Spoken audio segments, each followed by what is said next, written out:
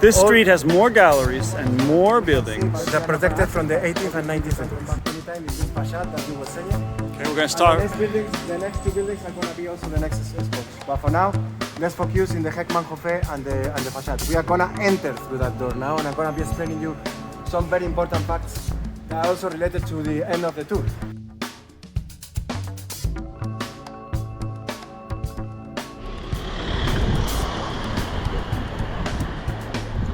Now we go down Heckmann Hofe. Now I'm going to explain you, but I'm going to explain you what we are doing.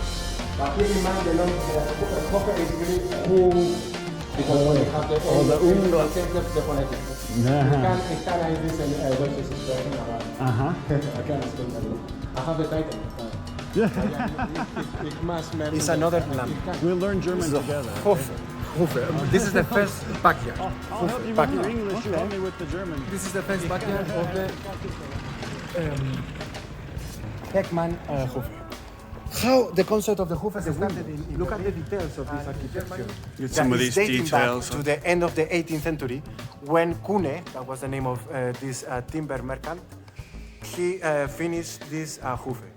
You know, it's funny too because Desiree and I were staying in a building that has, I think it's like a Hofe in the middle. There's a nice big courtyard here. And look at all the little details here. And you can find it all over Berlin and Germany.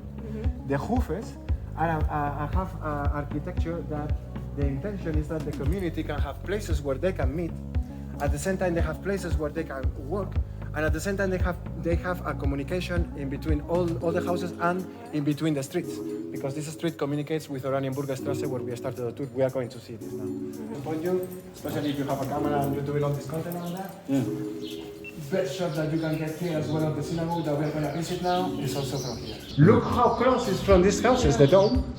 It destroyed only the dome when it was bombed. The bomb destroyed only the dome. So during the war, the dome was destroyed.